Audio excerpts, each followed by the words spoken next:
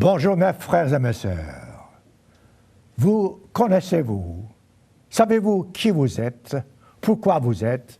Ce que Dieu attend de la part de vous, de chacun de vous. Pourquoi en effet sommes-nous sur cette terre? En fait, quel est le but de la vie? La Bible nous révèle la réponse à ces questions. Mais aujourd'hui, je désire vous poser une simple question. Vous connaissez-vous? Eh oui, vous connaissez-vous? Connaissez-vous vos défauts, vos faiblesses? Connaissez-vous vos problèmes, vos difficultés? Connaissez-vous la façon de sortir de cette situation dans laquelle vous vous trouvez? Qui êtes-vous en effet? Socrate, le grand philosophe, avait dit « Connais-toi toi-même ». Vous savez, c'est profond. Connais-toi toi-même. Le fait est que la plupart des gens ne se connaissent pas. Même au sein de l'Église, les gens ne se connaissent pas. Savez-vous pourquoi? Parce qu'il y a en nous une nature charnelle. Cette nature charnelle, en quelque sorte, voile nos yeux. Nous ne pouvons pas regarder ou voir ce qui est en nous-mêmes, dans notre propre caractère. Et pourtant, nous voyons la faiblesse des autres. Nous pouvons voir quels sont leurs défauts. Nous pouvons voir quelles sont leurs difficultés. Mais le fait est que nous devrions d'abord voir nos propres problèmes, nos propres difficultés, et savoir comment en sortir. Voilà pourquoi je vous pose la question à nouveau. Qui êtes-vous? Vous connaissez-vous? Auparavant, nous avions, dans l'Église de Dieu, une brochure, ou bien plutôt un article, qui traitait des 3 grands ennemis. Connaissez-vous vos 3 grands ennemis? Eh bien, c'est très simple. D'abord, vous avez Satan le diable, car Satan le diable est encore le Dieu de ce siècle.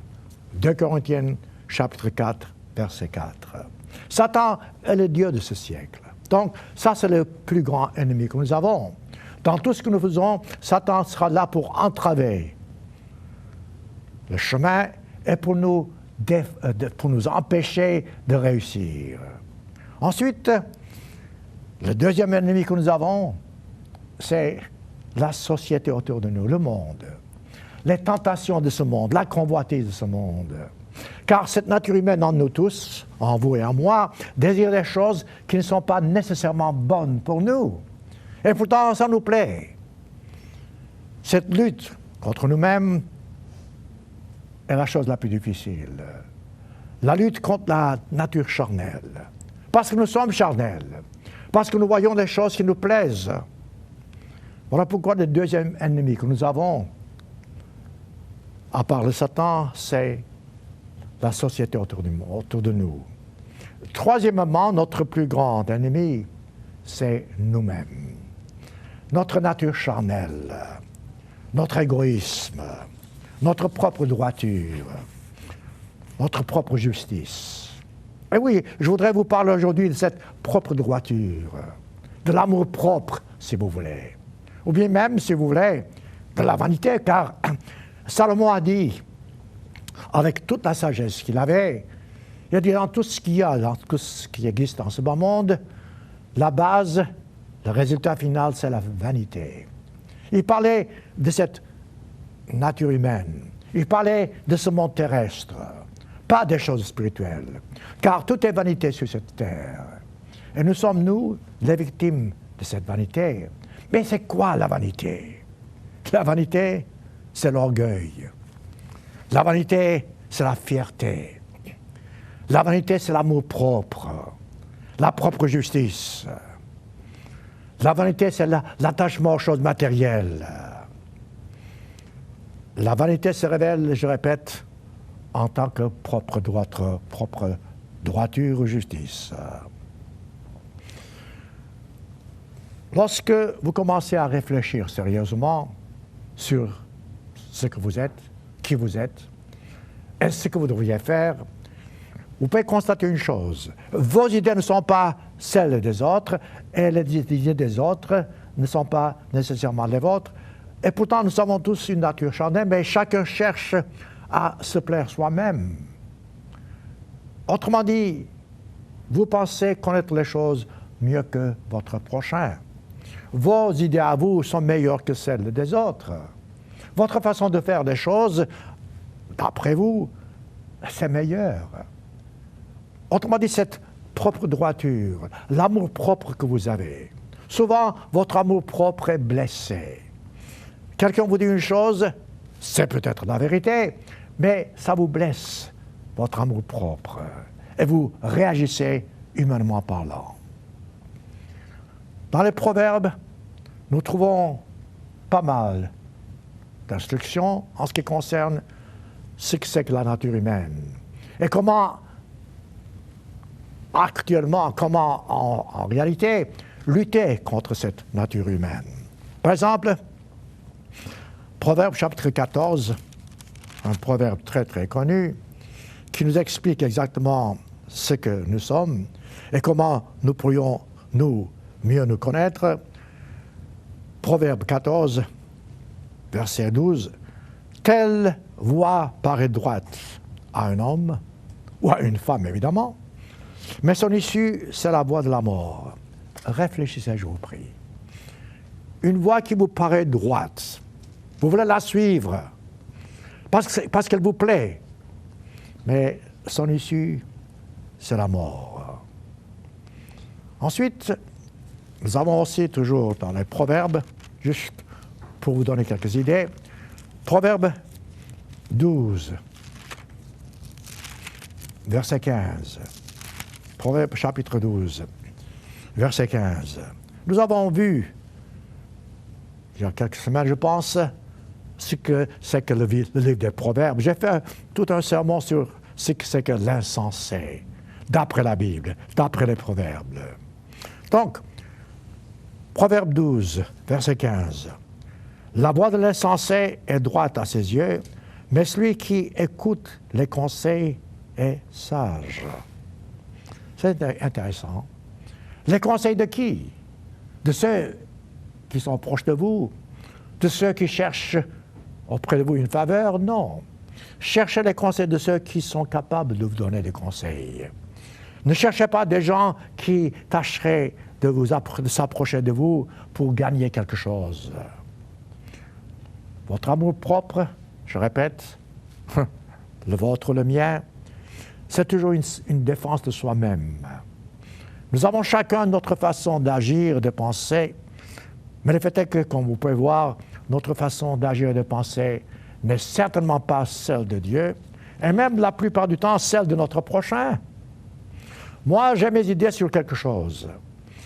Vous avez vos idées sur la même chose. Nous discutons automatiquement, nous ne sommes pas d'accord parce que moi je tiens à mes idées et vous tenez aux vôtres. Ce n'est pas ainsi que nous arrivons à une entente cordiale. Regardez ce qui se passe autour du monde. Regardez les nations. Depuis le commencement, chaque nation a fait la guerre contre une autre pour la paix. Mais comment est-ce que vous pouvez vous battre pour la paix si chacun des deux côtés se bat pour la paix? Autrement dit, on se bat pour la même raison et pourtant on se bat. On agit au nom du Christ. Des deux côtés, on prie pour que Dieu intervienne. Ça, c'est la nature humaine. Proverbe chapitre 26, verset 12. Proverbe 26, verset 12. Encore une autre vérité qui nous est nécessaire pour comprendre ce sujet important. Proverbe, oui, c'est 12, 26, verset 12.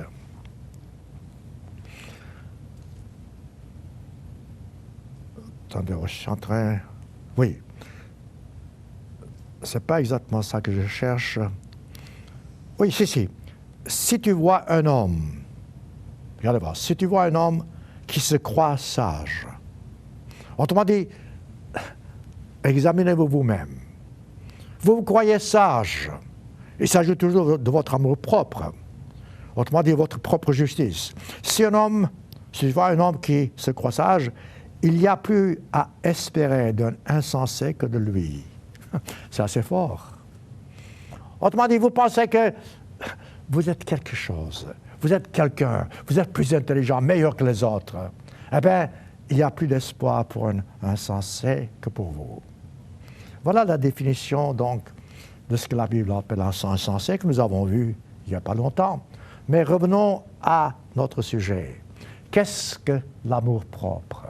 Qu'est-ce que l'égoïsme? Qu'est-ce que la propre justice? Nous connaissons tous l'explication de justice. Nous cherchons la justice partout, au tribunal, chez nous, en famille. Vous avez une dispute avec quelqu'un, vous voyez que justice se fasse. Mais justice d'après qui? D'après votre propre entente ou d'après la façon divine de voir les choses? Souvent même, nous critiquons Dieu de la façon dont il vit les choses. Et j'en sais quelque chose, vous aussi. Lorsque vous souffrez, lorsque vous êtes malade, en quelque sorte, vous blâmez Dieu. Pourquoi est-ce que Dieu n'intervient-il pas? Pourquoi ne fait-il pas quelque chose? Indirectement, nous blâmons Dieu. Nous ne pouvons pas voir de la justice divine et nous mettons notre propre justice devant la sienne. C'est vrai? Ce que je vous dis, c'est tout à fait humain. C'est vrai avec vous, c'est vrai avec moi. Nous cherchons une sorte de sortie, mais cette sortie que nous cherchons n'est pas la bonne. La seule façon d'arriver au point, c'est de savoir que Dieu est toujours juste et nous ne le sommes pas. Dieu a toujours la bonne réponse, nous ne l'avons pas. Tout ce que Dieu fait est juste. Et tout ce que nous faisons n'est pas toujours juste. Alors, une fois que vous avez cette balance, cet équilibre-là, vous pouvez raisonner de façon saine. Commencez-vous à comprendre. La propre droiture, humainement parlant, n'est qu'un vêtement souillé devant Dieu. La propre justice n'est qu'un vêtement souillé devant Dieu. Je vais vous la montrer dans quelques instants.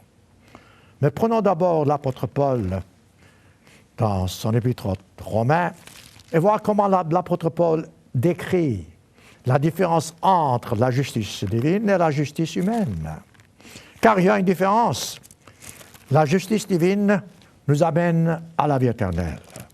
La justice divine nous permet d'arriver au but, tandis que la justice humaine nous amène à la mort éternelle. Il y a une différence, c'est certes.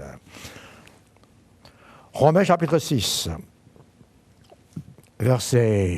commençons par verset 16. Romains 6, verset 16. Ne savez-vous pas qu'en vous livrant à quelqu'un comme esclave pour lui obéir, vous êtes esclave de celui à qui vous obéissez? Tâchez de bien comprendre ce que l'apôtre Paul dit. Il parle entre parenthèses ici, ou bien ouvertement, il y a quelque chose, quelqu'un à qui vous obéissez, ou à quoi vous obéissez. Il dit, soit vous êtes l'esclave de celui à qui vous obéissez. Ça, c'est important. Vous êtes l'esclave de celui à qui vous obéissez.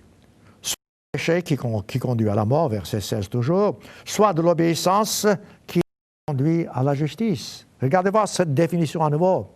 Si vous êtes l'esclave de l'obéissance à Dieu, l'obéissance aux lois divines, alors cela vous conduit à la justice. Cherchez-vous la justice? Voilà la réponse. Et Paul continue, verset 17. Mais de grâce soit rendue de à Dieu, de ce que, après avoir été esclaves du péché, et nous le sommes tous, nous l'étions tous, c'est que, voyez-vous, avant notre baptême, si nous sommes baptisés, nous étions esclaves du péché. Mais une fois que nous nous sommes fait baptiser, dès ce moment-là, nous recevons l'Esprit de Dieu et nous sommes, dès ce moment-là, esclaves de Dieu. Et Paul décrit en disant que, après avoir été esclaves du péché, dit-il, vous avez obéi de cœur à la règle de doctrine dans laquelle vous avez été instruits. ayant été affranchis du péché, vous êtes devenus d'utiles esclaves de la justice. Verset 18. Regardez voir cette définition. Nous sommes maintenant esclaves de la justice. C'est ce que nous cherchons. Mais voyez-vous, la nature humaine n'aime pas le mot esclave. Le mot esclave a une mauvaise signification, interprétation pour nous. Il vaut mieux être esclave de Dieu en tout temps qu'esclave de notre nature charnelle.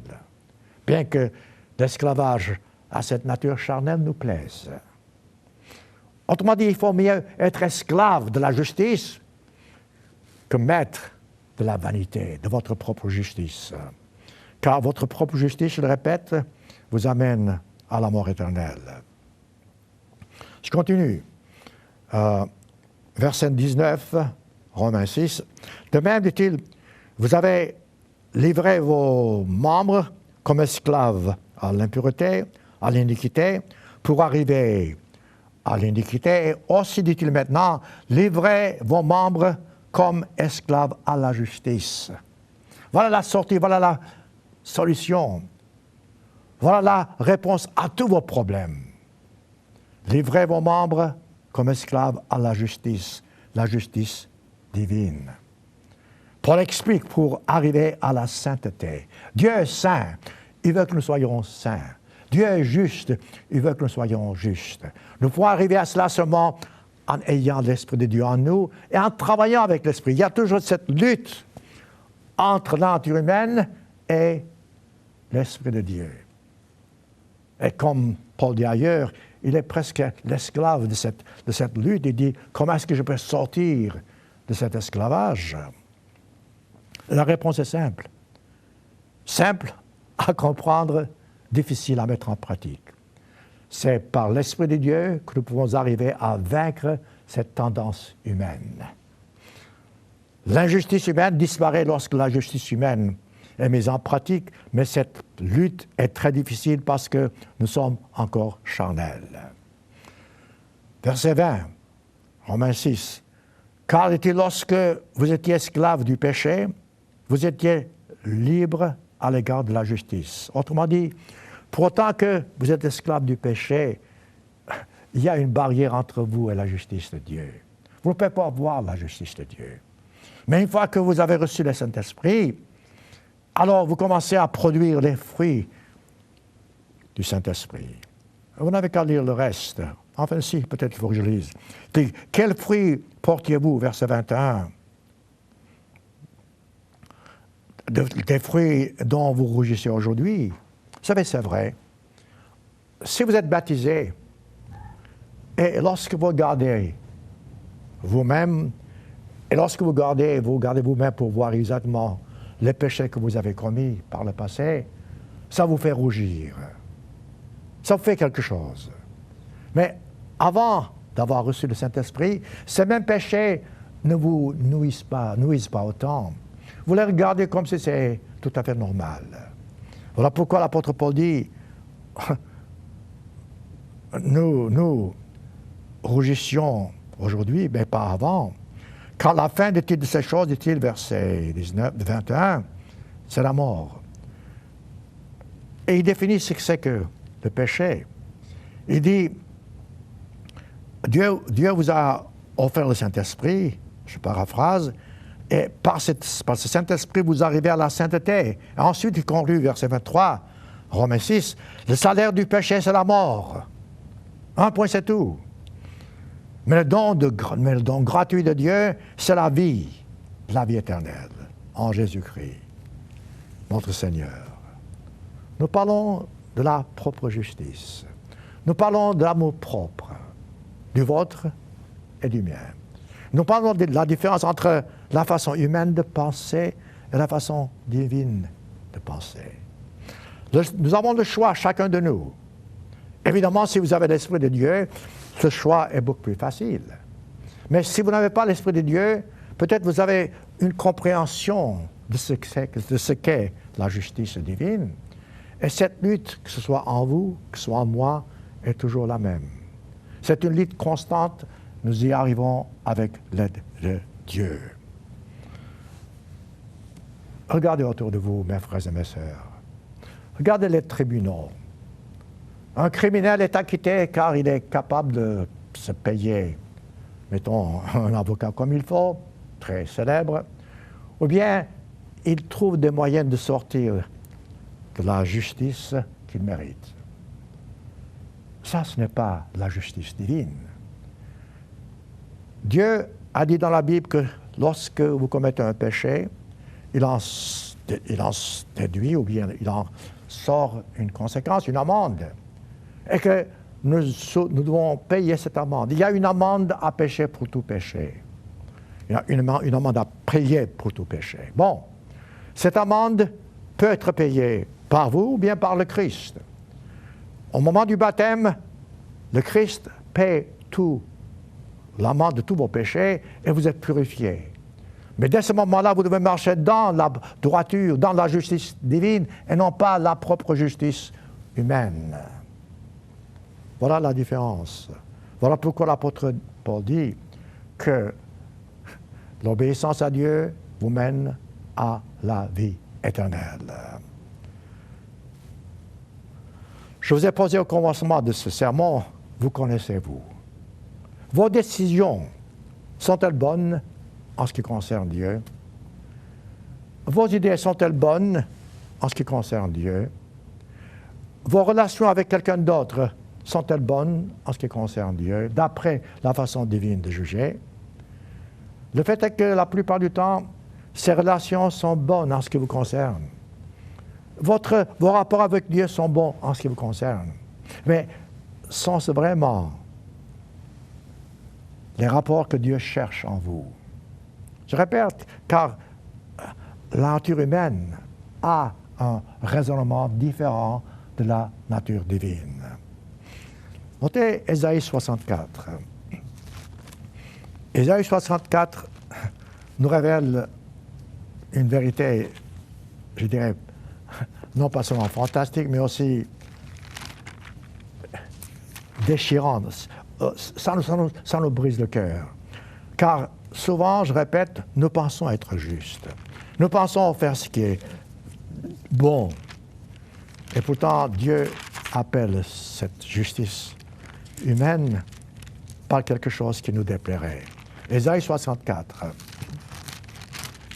Commençons par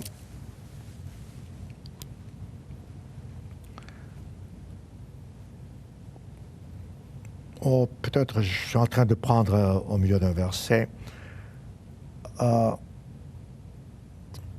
Nous prenons verset 1. Ésaïe 64, verset 1.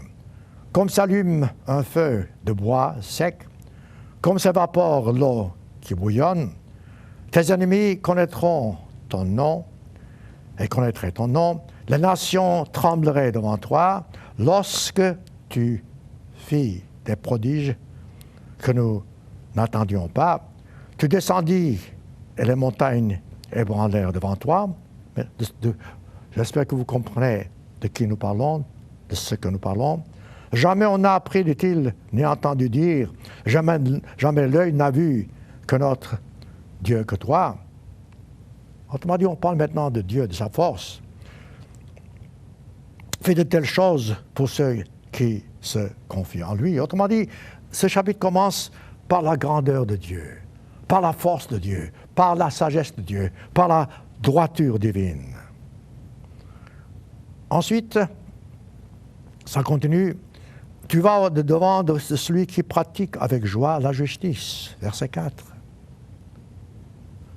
Vous dites, regardez-moi, tâchez de comprendre. Vous dites à Dieu, tu vas au-devant de celui qui pratique avec joie la justice, avec joie. De ceux qui marchent devant tes voies et se souviennent de toi. Voilà la clé, voilà la façon de sortir des souffrances humaines. Mais tu as été irrité parce que nous avons péché. Vous savez, mes frères et mes sœurs, ce petit membre de phrase contient, je dirais, une vérité absolue. Car nous avons tous des difficultés à reconnaître nos péchés. Ici, lorsqu'on peut dire Dieu, tu es irrité contre moi car j'ai péché contre toi, c'est déjà le commencement de la conversion. Reconnaissez toujours vos péchés. Reconnaissez vos fautes, admettez-les. Dans ce cas-là, vous commencez à vous connaître vous-même. Continuons. Donc, tu as été irrité, mais parce que nous avons péché. Et nous en souffrons longtemps jusqu'à ce que nous soyons sauvés. Et oui, en ce bas monde, c'est la souffrance la plupart du temps, car nous avons cette lutte avec la nature humaine. Et la nature divine qui est en nous, que nous recevons lorsque nous nous faisons baptiser, lorsque nous recevons l'Esprit de Dieu, cette lutte est toujours là. Cette lutte, parfois, évidemment, nous cause des souffrances, mais des souffrances qui nous mènent vers la vie éternelle. Nous sommes, dit-il, tous comme des impurs, verset 5. Ça, c'est la vérité. Voilà ce que nous sommes en tant qu'êtres humains. Toute notre justice est comme un vêtement souillé. Alors ça, un vêtement souillé, vous ne voulez pas le porter. Et pourtant, toute notre justice humaine, c'est comme un vêtement souillé. Nous sommes tous flétris comme une feuille. Voyez-vous, mes frères et mes sœurs, lorsque vous lisez la Bible, vos yeux s'ouvrent. Et après cela, vous avez un choix à faire. Vous me dites ce que je suis. Vous me dites quels sont mes péchés, quelles sont mes fautes. Et si vous avez parfaitement raison, mettons, humainement parlant, il faut que je fasse quelque chose. Mais lorsque Dieu me montre mes péchés à moi, je sais qu'il a toujours raison. Lorsque j'étudie la Bible, lorsque je vois les enseignements divins dans la Bible, alors je sais que ce que Dieu dit est juste. Dès ce moment-là, il faut que je fasse quelque chose. Il faut que je change ma façon de vivre. Autrement, je serai insensé. Autrement, je vivrai avec mon vêtement souillé. Vous savez, ça arrive dans les grandes villes, surtout lorsque vous vous promenez dans les rues. Parfois, vous voyez des mendiants gisés sur la chaussée, avec des vêtements souillés. Eh bien, aux yeux de Dieu, c'est ce que nous sommes, vous et moi, des gens qui gisent sur la chaussée avec des vêtements souillés. C'est pas beau à voir. Et c'est pas beau à voir non plus de la part de Dieu de nous voir ainsi avec un vêtement souillé. Changeons de vêtements, divinement parlant, c'est-à-dire par l'Esprit de Dieu, et faisons des choses à la façon divine. Vous verrez la différence. Vous savez, j'ai vu tellement d'exemples dans ma vie. Des exemples de gens qui étaient avec nous dans la vérité et qui ne sont plus avec nous dans la vérité. Vous savez pourquoi? C'est toujours cette propre droiture, cette propre justice. Voilà ce que je pense, disent-ils. Ce que vous pensez, ce que je pense, n'a absolument aucune valeur devant Dieu. Ce qui compte, c'est ce que Dieu pense. Alors là, vous avez la différence entre la propre justice et la justice divine. Une fois que vous connaissez cette vérité sublime, alors vous êtes sur la bonne voie. J'ai vu tellement d'amis de sortir de la voie de la vérité biblique parce qu'ils se sont fait victimes de leur propre droiture. Ils pensent, eux, avoir raison, plutôt qu'avoir la Bible devant eux, suivre le gouvernement divin, se soumettre au gouvernement divin. Mais lorsque vous dites, voilà ce que je pense, et que vous suivez vos propres penchants charnels, vous êtes sur la mauvaise voie. Vous vous dirigez vers la mort. Et s'il n'y a pas de repentance, ça sera la mort éternelle. Commencez-vous à comprendre?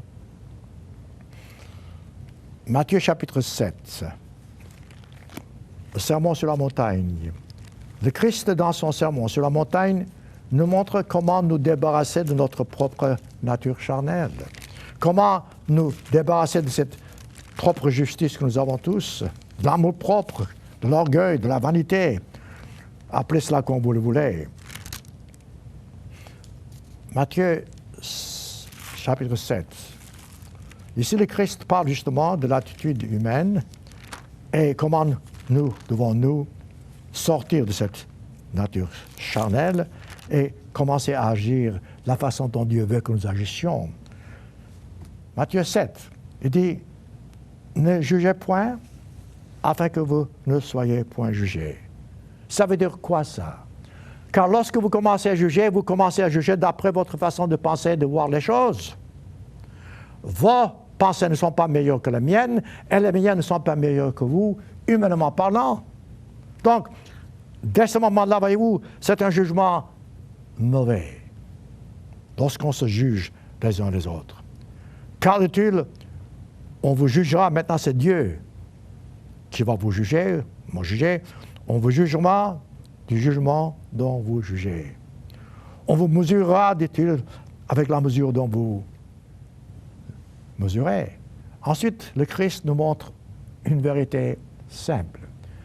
Une vérité absolument banale, et pourtant nous sommes aveugles pour ne pas nous en être conscients. Il dit, pourquoi vois-tu la paille qui est dans l'œil de ton frère?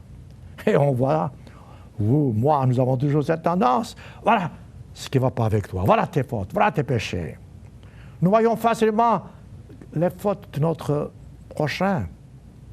Et pourtant, dit, n'aperçois-tu pas, dit-il, la poutre qui est dans ton œil? Il y a une différence entre la paille et la poutre. Nous ne voyons pas, nous, la poutre qui est dans notre œil. Nous voyons la paille qui est dans l'œil de notre prochain. Ou comment peux-tu dire, dit-il à ton frère, verset 4, laisse-moi ôter une paille de ton œil, toi qui as une poutre dans ton œil, dans le tien. Il appelle ça hypocrite. Et ensuite, il donne la solution qui est très simple. Ôte, dit-il, premièrement la poutre de ton œil. Et alors tu verras comment ôter la paille de l'œil de ton frère. Des choses faciles à comprendre, mais difficiles à mettre en pratique. Voilà la différence, je répète, entre la nature humaine et la nature divine. La justice humaine et la justice divine. Dieu, dans tout ce qu'il fait, il agit de façon à ce que vous puissiez, vous, arriver au but pour lequel vous êtes nés. Et cela s'applique à tout le monde. Devant Dieu, il n'y a pas d'acception de personne. Que nous soyons petits ou grands, talentueux ou non, femmes ou hommes, ça n'a pas d'importance. Quelle que soit notre nationalité, nos races, nous sommes tous égaux devant Dieu et Dieu veut que nous puissions arriver au but. Mais on peut seulement arriver au but en suivant la justice divine et non pas la justice humaine. Ce qui me fait de la peine, personnellement parlant, depuis des années, je proclame, je prêche, que ce soit à la radio, que ce soit par les écrits. Je vois des gens qui m'écrivent. Je lis ce qu'ils m'écrivent. Lorsque, parfois, pas toujours, j'ai l'occasion de les rencontrer, lorsque nous commençons à discuter un petit peu, tout d'un coup, je vois la différence. Ils disent, oui, ce que vous dites, c'est juste, mais... Et ensuite, ces gens-là commencent à expliquer leur point de vue. Bon, je veux bien écouter votre point de vue, mais votre point de vue, comme le mien, ne vaut pas grand-chose. C'est le point de vue divin qui compte. Ils nous écrivent, peut-être vous êtes du groupe, je ne sais pas, en disant, écoutez, ce que vous prêchez, c'est formidable, mais lorsque nous entrons dans les détails, ils ne sont plus d'accord. Les détails sont importants, pour autant que ces détails soient fondés sur le principe divin. Vous savez ce qui se passe? Souvent, les gens cherchent une excuse pour trouver une sortie, entre guillemets, honorable. Laissez-moi vous donner un exemple biblique. Jean chapitre 18. Un exemple frappant. Ici, nous avons un gouverneur romain qui était convaincu que le Christ était innocent. Parce que même sa femme a dit, écoute, tu sais que ce Jésus-là n'est pas coupable. Je parle de Pilate. Pilate savait que le Christ était innocent, mais il voulait écouter le peuple parce qu'il ne voulait pas perdre son emploi. ou bien son poste, alors il devait choisir entre la justice divine et la justice humaine. Il était, lui, capable d'arrêter la crucifixion du Christ, pour ainsi dire.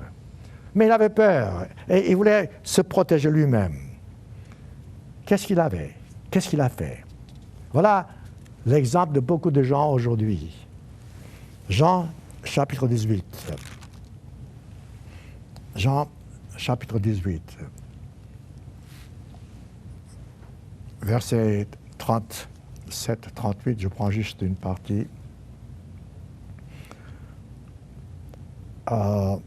Pilate, donc, commençons par 33, verset 33.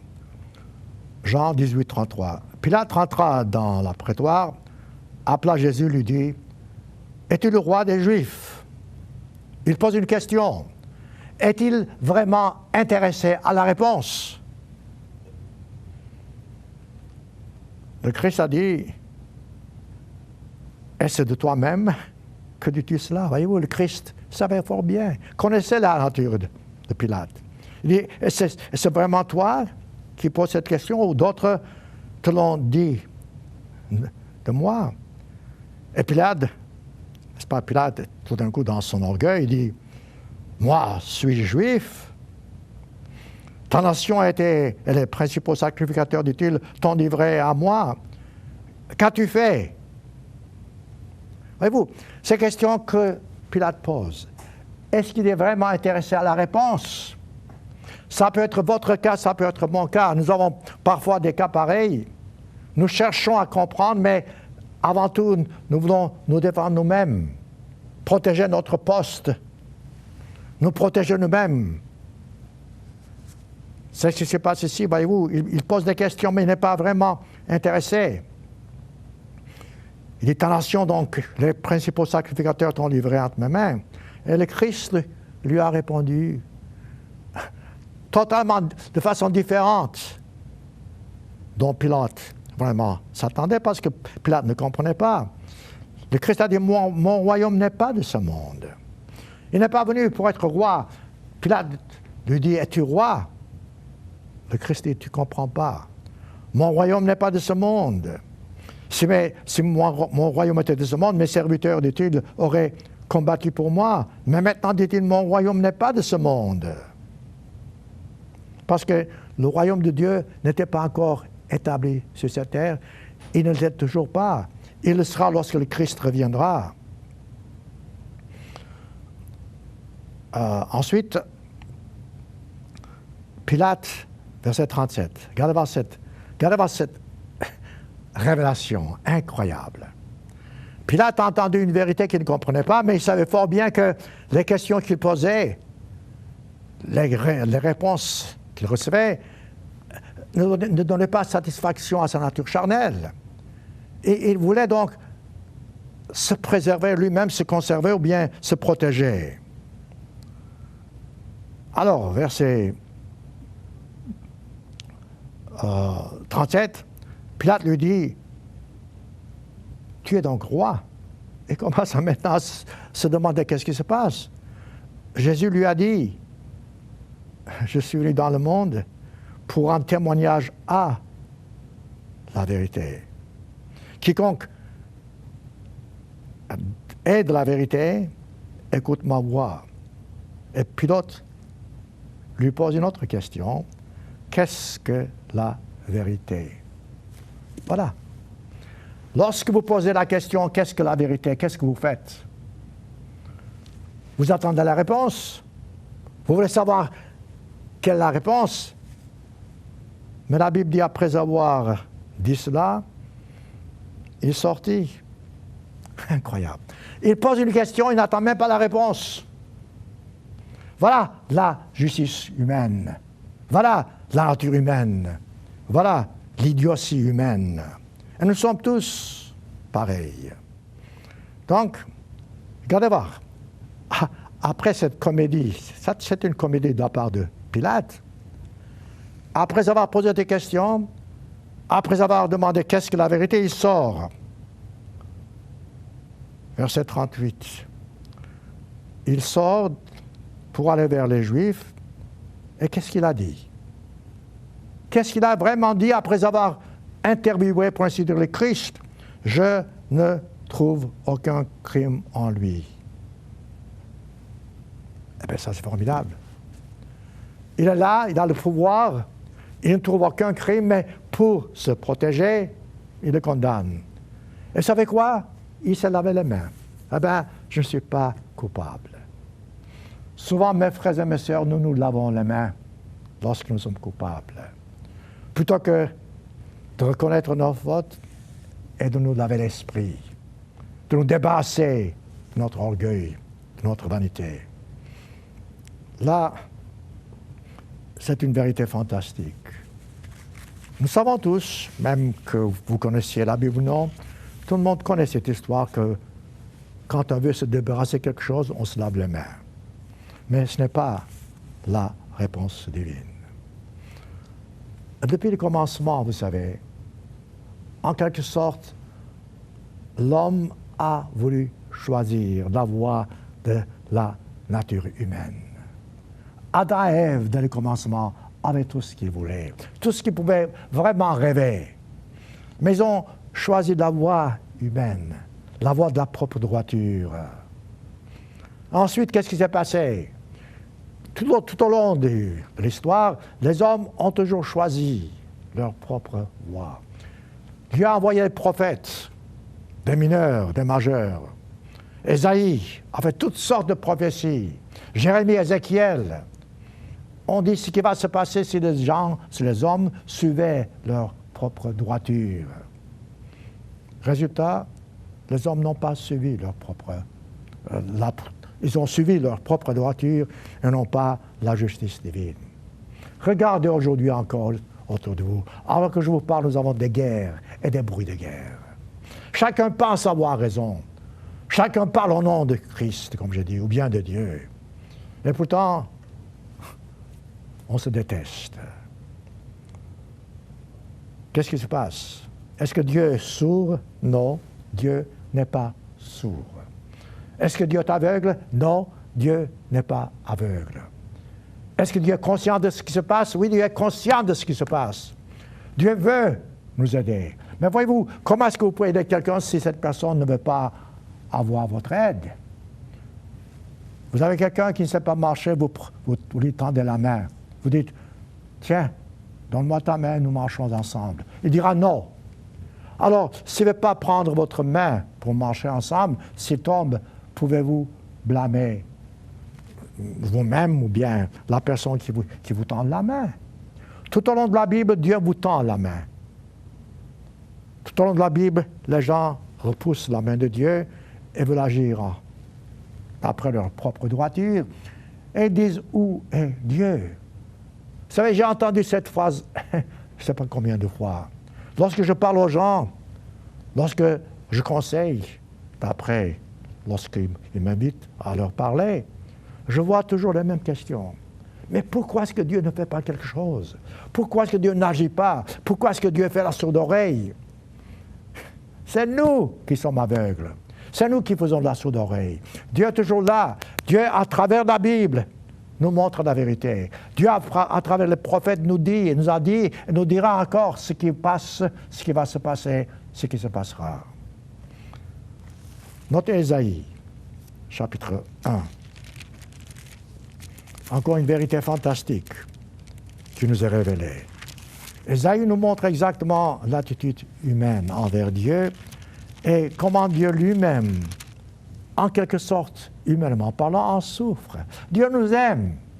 Dieu ne veut pas que nous souffrions. Il veut que nous puissions réussir avec le moins de souffrance possible. Ésaïe chapitre 1. Prophète d'Ésaïe. C'est la prophétie d'Ésaïe, verset 2. Ésaïe chapitre 1, verset 2. Cieux, c'est Dieu qui parle. Autrement dit, voyez-vous, à qui est-ce que Dieu parlerait? Pour qu'il puisse se faire comprendre. Il fait appel aux cieux. Autrement dit, l'univers tout entier. Il dit, cieux, dit-il, écoutez. Terre, prête l'oreille. C'est une façon poétique, si vous voulez, d'accord? Mais autrement dit, Dieu nous montre combien il nous aime. Il fait appel à tout ce qu'on peut vraiment imaginer, à tout ce qu'il a créé. Il dit, quand l'Éternel parle, j'ai nourri, élevé tes enfants, mais ils se sont révoltés contre moi. Voilà la justice humaine et la justice divine. Les gens se révoltent contre Dieu. Ensuite, Dieu dit, verset 3, le bœuf connaît son possesseur. L'âne, la crèche de ses maîtres. Mais dit-il, Israël, mon peuple, ne connaît rien. Mon peuple n'a point d'intelligence. Malheur à la nation pécheresse, dit-il, au peuple chargé d'iniquité, à la race des méchants, aux enfants corrompus. Ils ont abandonné l'Éternel. Ils ont méprisé le Saint d'Israël. Ils se sont retirés en arrière. Voilà. Voilà où nous en sommes. Voilà la différence entre la nature humaine et la nature que Dieu veut que nous ayons grâce et par son Saint-Esprit. Alors, mes frères et mes sœurs, commencez-vous à comprendre ce que c'est que cette vanité en vous et en moi, cette propre droiture que nous avons, l'amour propre. Oh, vous savez, oh, il m'a blessé l'amour propre. Ah bon? C'est bien. Si quelqu'un blesse votre amour propre, peut-être c'est une bénédiction. Que ce soit fait dans la bonne attitude, évidemment. Le fait est qu'avant toute chose, cherchez à savoir ce que Dieu attend de la part de vous. Et ensuite, quel que soit le prix à payer, faites-le. Ce n'est pas facile, non, ce n'est pas facile, mais c'est la seule façon d'arriver au but. Prenons, nous qui sommes dans l'Église de Dieu, prenons notre exemple. Nous avons reçu le Saint-Esprit après notre baptême, après l'imposition des mains de la part de ministres. Bon, que faisons-nous après avoir reçu le Saint-Esprit? Quelle est notre attitude? Si nous continuons à marcher avec notre propre droiture, si nous suivons le chemin de l'amour propre, nous ne sommes pas meilleurs que les autres. Nous ne sommes jamais meilleurs que les autres, mais au moins la façon d'agir ne sera pas meilleure que celle des autres. Si vous avez l'Esprit de Dieu, vous devez agir différemment de ceux qui n'ont pas l'Esprit de Dieu.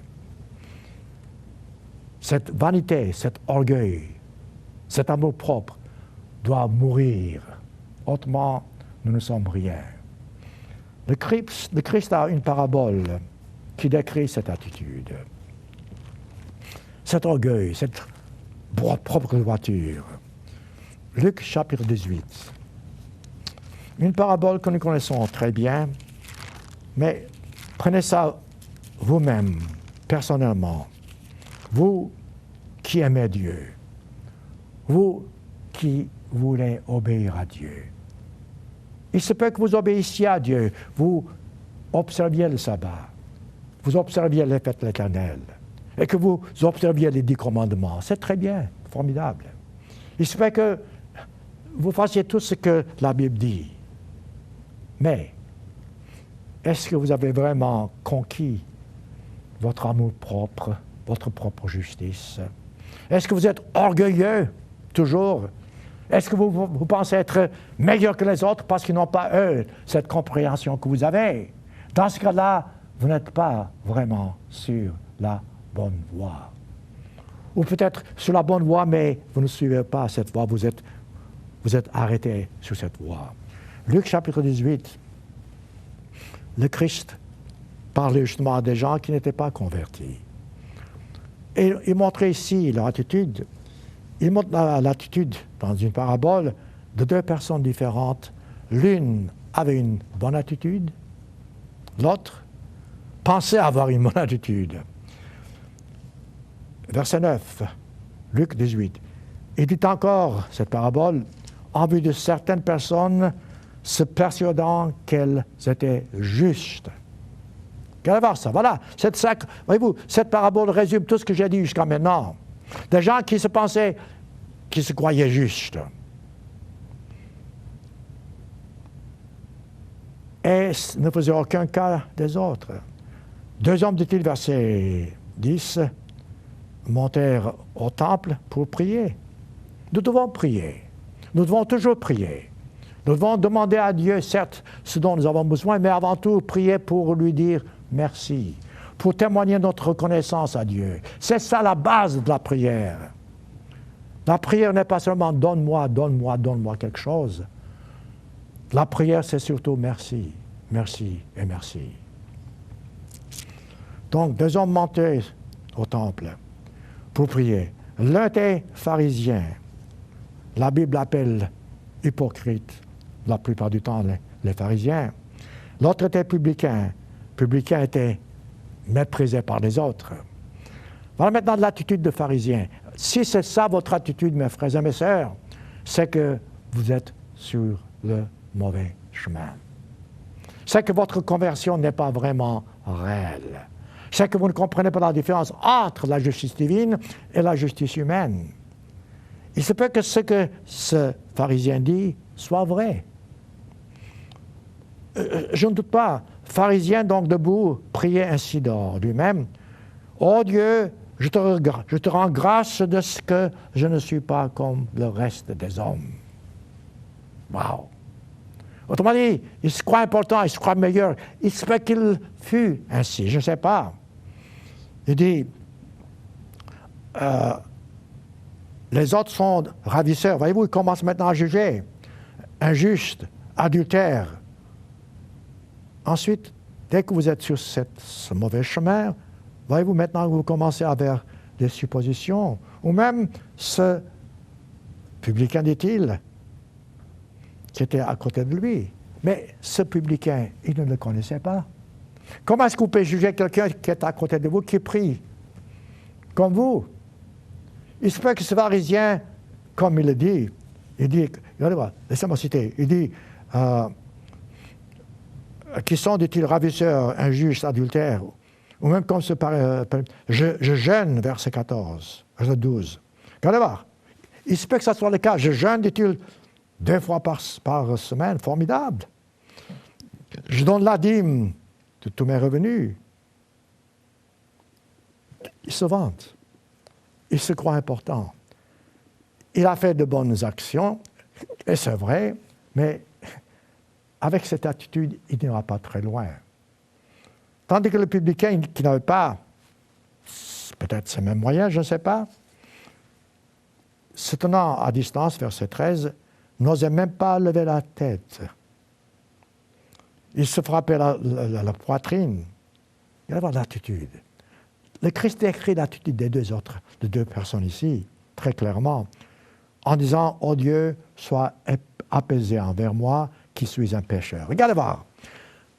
Ce publicain reconnaît ses fautes. Il ne blâme pas les autres. Il ne dit pas qu'il a versé ses dîmes, tout ça, je ne sais pas. Tout ce qu'il dit, je suis pécheur, aide-moi. Aide-moi à comprendre, aide-moi à sortir de mon état. Et le Christ a dit, je vous dis en vérité, dit-il, quiconque s'élève sera abaissé, celui qui s'abaisse sera élevé. Commencez-vous à comprendre ce que c'est que la justice humaine et la justice divine. Commencez-vous à comprendre ce que c'est que vraiment comprendre la vérité et suivre. Toujours dans la même idée, prenez Matthieu chapitre 7. Là encore, parce que parfois, nous pensons être justes et nous jugeons les autres. Cette propre droiture en nous-mêmes nous mène sur le mauvais chemin. Matthieu 7, c'est toujours cette même idée du pharisien. Verset 21. Je ne dis pas que c'est le cas avec tout le monde, non, mais le Christ nous montre ici comment nous pouvons être sur le mauvais chemin tout en pensant être dans le bon. Matthieu 7, verset 21. Ceux qui me disent Seigneur, Seigneur, mais il s'agit de qui? Des gens qui croient, des gens qui prient, des gens qui sont dans l'Église peut-être, je ne sais pas, parce qu'il dit, ils prient. Mais ces gens n'entreront pas tous dans le royaume des cieux. Mais celui-là seul qui fait la volonté de mon Père qui est dans les cieux. La volonté de notre Père, c'est que nous soyons humbles. C'est que nous soyons, nous, petits, d'après notre façon de juger. La volonté de notre Père, c'est que nous ne jugions personne. La volonté de notre Père, c'est que nous cherchions de la justice divine et non pas notre propre justice. Et il continue, verset 22. Plusieurs me diront, ce jour-là, lorsque le Christ sera ici, Seigneur, n'avons-nous pas prophétisé par ton nom? N'avons-nous pas fait des miracles par ton nom? N'avons-nous pas chassé des démons, tout ce que vous voulez? Autrement dit, n'avons-nous pas agi en tant que chrétiens? Peut-être c'est le cas. Mais si vous avez agi en tant que chrétien et vous avez suivi le chemin de votre propre droiture, la réponse du Christ, c'est « Je ne vous ai jamais connu. Retirez-vous de moi, vous qui commettez l'iniquité. » Vous savez, ces choses-là, nous les lisons et parfois nous les ignorons. Nous savons et parfois nous fermons les yeux. Je me rappelle un jour, il y a longtemps de ça, j'étais en Suisse. Je parlais avec quelqu'un qui avait reçu le Saint-Esprit, mais il n'avait pas vraiment travaillé avec le Saint-Esprit. Il n'avait pas fait des efforts nécessaires pour croître, pour avancer. Alors, un jour, j'ai entendu qu'il souffrait énormément. J'étais le voir en Suisse. Il était au lit. Il souffrait énormément. Il dit, Monsieur Apartian, vous savez, j'ai découvert une chose. Je dis, tiens, et qu'est-ce que vous avez découvert? Il m'a montré 1 Corinthiens chapitre 2.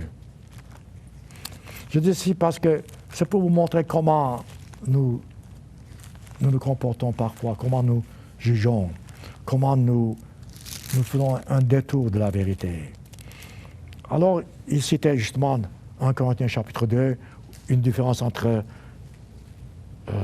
l'esprit humain et l'esprit de Dieu.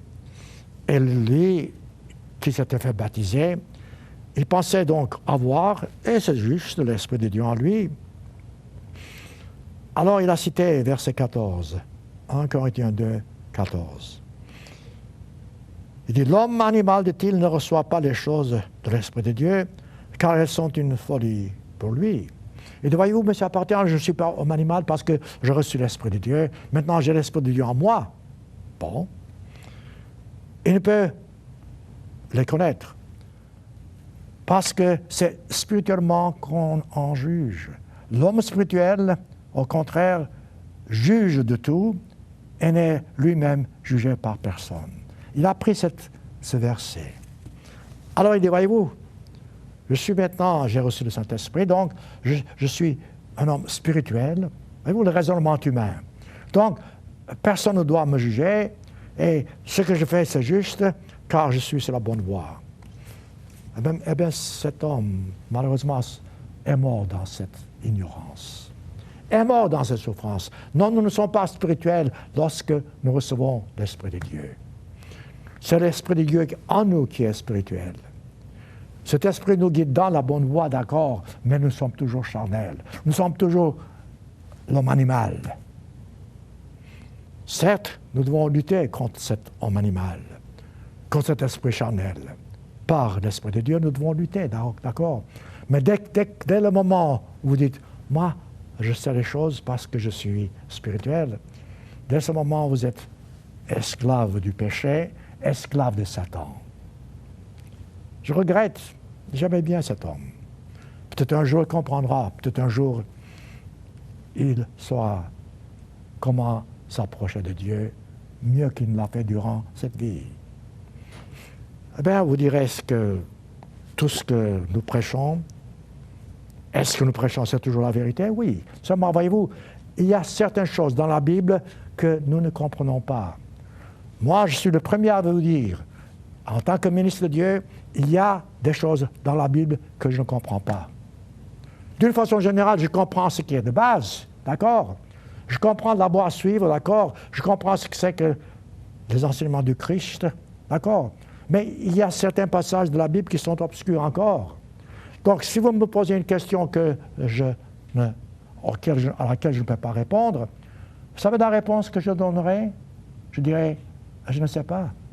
Ce n'est pas honte de dire que je ne sais pas. Mais tout ce que je sais, c'est que Dieu nous révèle toujours l'essentiel pour que nous puissions suivre ces instructions. Vous me direz par exemple, pourquoi observez-vous le sabbat? Je connais la réponse, je vous répondrai. Mais vous me poserez certaines questions sur certaines prophéties qui sont passées par le passé, et c'est un peu compliqué. Je dirais, je ne connais pas les réponses exactes. Alors, que dois-je faire? Parce que je ne connais pas la réponse, j'agis à ma façon? Non. Là encore, nous avons l'exemple du Christ. Regardez dans Matthieu chapitre 13. Plutôt Jean chapitre 13. Voilà la façon dont voir les choses. Le Christ était avec ses disciples. Les disciples n'étaient pas convertis, n'avaient pas reçu le Saint-Esprit. Voilà que le Christ se met à laver les pieds de ses apôtres. Regardez voir ça. Le Christ, lui, le chef, le Créateur suprême, lave les pieds de ses apôtres. L'apôtre Pierre n'a rien compris et dit non. Il dit, tu ne me laveras jamais les pieds, verset 7. Jean 13, verset 7. Alors le Christ a dit, ce que je fais maintenant, tu ne comprends pas maintenant, mais tu le comprendras bientôt. Voilà une phrase que j'ai souvent citée. Et souvent, je me rappelle, je me souviens de cette phrase. Ce que je ne comprends pas maintenant, je comprendrai un jour. Mais entre-temps, j'obéis. Comme j'ai toujours dit, l'obéissance doit précéder la compréhension d'une chose. Si vous voyez dans la Bible un commandement de Dieu, même si vous ne le comprenez pas, obéissez à ce commandement. Obéissance précède la compréhension. Une fois que vous avez cette base, vous êtes sur la voie de la justice divine. Et vous avancez dans la bonne voie. L'apôtre Paul dit la même chose, Hébreux chapitre 11. Hébreux chapitre 11. Parce que l'apôtre Paul lui-même devait faire face à beaucoup de gens qui lui posaient des questions et il n'avait pas nécessairement toujours les réponses, il ne savait pas. Alors comment est-ce qu'il a répondu? Hébreux chapitre 11, le chapitre de la foi, comme on dit. Hébreux chapitre 11.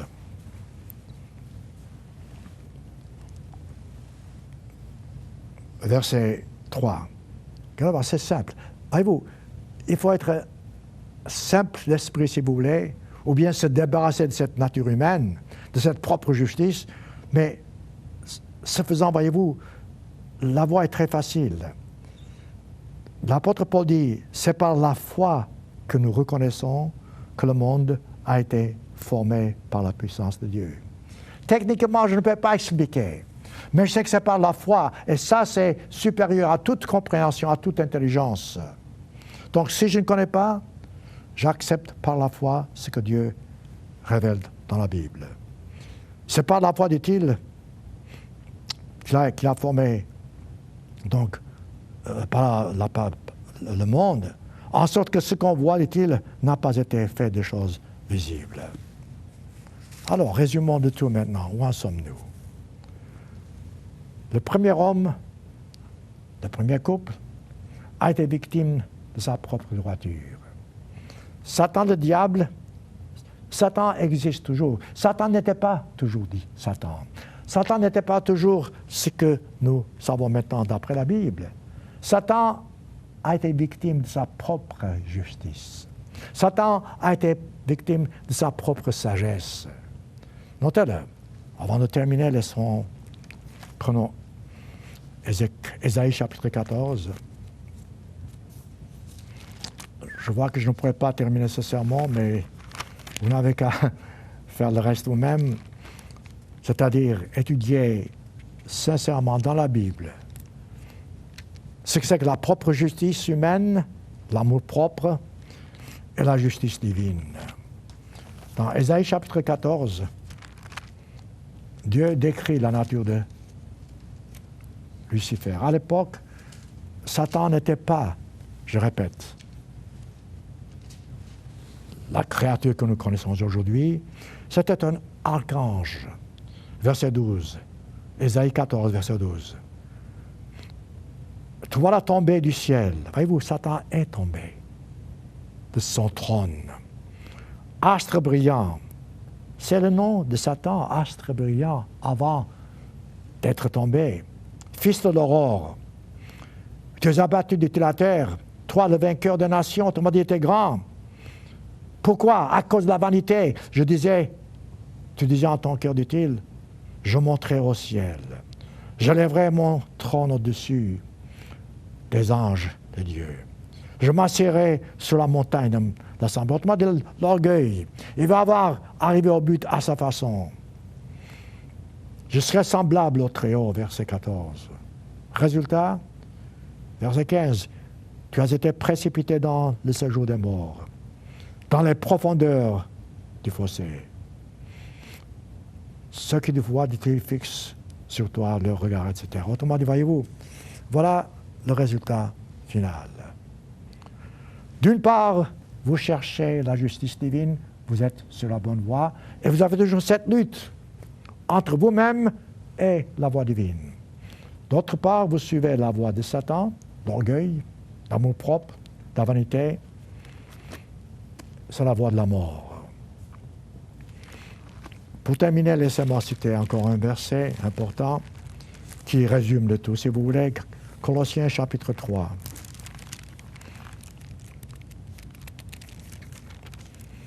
L'apôtre Paul résume tout cela, la justice divine. Et je répète souvent, cette justice divine, nous ne la verrons pas, car nous raisonnons d'après notre façon humaine, charnelle de penser. Et la seule façon d'y arriver, c'est de fermer les yeux, humainement parlant, à votre compréhension, et d'ouvrir les yeux pour voir ce que la Bible dit et accepter sans même questionner. Colossiens chapitre 3, verset 1. Si donc vous êtes ressuscité avec le Christ, qui est assis à la droite de ton Père, de Dieu, affectionnez-vous. Nous ne sommes pas encore ressuscités avec le Christ, mais nous avons l'Esprit du Christ en nous, le Saint-Esprit. Alors, affectionnez-vous aux choses d'en haut, et non à celles qui sont sur cette terre.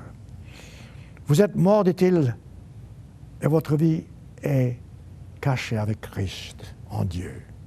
Autrement dit, cette différence entre un esprit charnel qui a reçu le Saint-Esprit de Dieu et un esprit charnel qui n'a pas encore reçu l'Esprit de Dieu. Votre vie, dit-il, est cachée avec le Christ. Quand Christ, votre vie, paraîtra, alors vous paraîtrez aussi avec lui dans la gloire. Dans ce seul verset, l'apôtre Paul nous donne le but de la vie. Nous arrivons à ce but de la vie par la sagesse divine, par la bonté divine, par la justice divine, et non pas par notre propre justice. Mes frères et mes sœurs, je vous pose la question que je vous ai posée au commencement de ce sermon. Connaissez-vous vous-même? Appréciez-vous la sagesse divine? Appréciez-vous la bonté divine? Appréciez-vous la justice divine? Si tel est le cas, suivez la Bible, suivez les commandements de Dieu, faites ce que Dieu vous demande de faire en toutes occasions.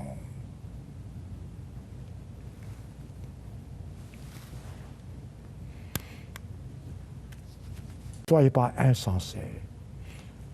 Parfois, lorsque vous examinez vous-même, vous voyez peut-être inférieur aux autres. Ça n'a pas d'importance. Si vous n'êtes pas inférieur aux yeux de Dieu, c'est tout ce qu'il faut. C'est tout ce qui compte. Soyez reconnaissants à Dieu que vous avez les moyens de lire la Bible, d'étudier la Bible, de comprendre la Bible. Et si vous avez besoin d'aide, adressez-vous à nous. Nous serons contents de vous aider. Je serai content de vous expliquer les choses que je dis maintenant. Si peut-être vous n'avez pas compris, contactez-nous. Nous serons contents de vous aider. Mes frères et mes sœurs, rappelez-vous une chose. Dieu veut que nous puissions réussir. Et il nous donne à nous tous les moyens d'y parvenir, les moyens de parvenir à la gloire éternelle.